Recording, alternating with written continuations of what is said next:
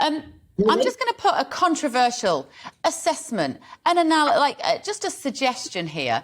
Do you know what? The last couple of years, a lot of people got used to sitting at home, not going to work and thinking that was okay. And they want to have a little bit more of the same. Is that what's happening here?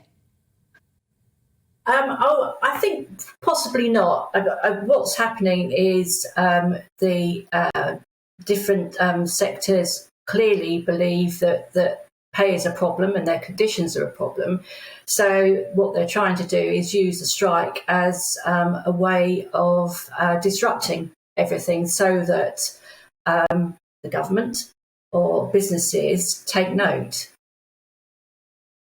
Sort of paradigm shift, though. And what I mean by that, Heather, is that there's this kind of power shift that happened during lockdowns where as a customer, I'd walk into a shop and the person serving behind the till could tell me what to do. You have to stand on that circle. You have to wear a mask. You have to do as I tell you. You can't use the fitting rooms.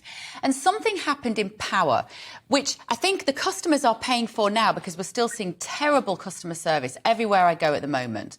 I can barely function in the real world anymore, Heather. I'm finding it really difficult.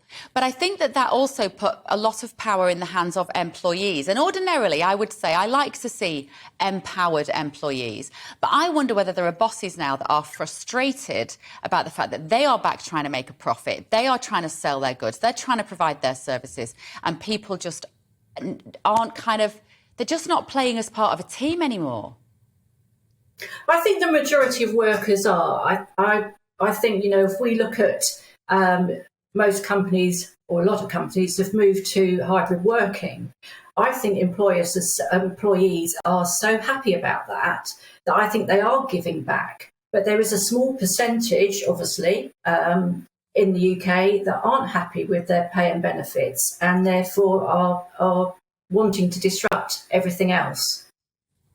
And which of these industries do you think, Heather, is going to make a difference? In which of these industries are the strikes going to make a difference? I know that's a pretty difficult question to ask you. I'm slightly mean putting you on the spot like that.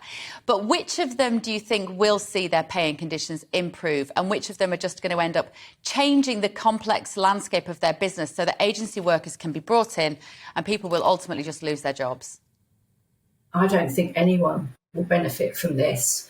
For me, the longer term, all that happens with strikes is that individuals are affected a longer term, whether it's bringing in, as you say, agency workers or redundancies. I would always say, do not use strike action as the way to resolve issues. It just doesn't work because, as said before, it disrupts. The train strikes disrupts people trying to get to work.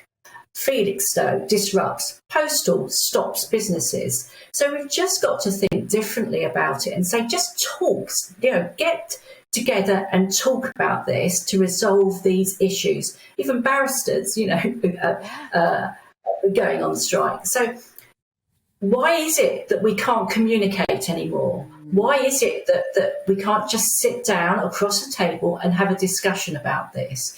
A real sensible discussion about pay and benefits, rather than actually disrupting everybody in the UK. It just doesn't make sense. I'd love to know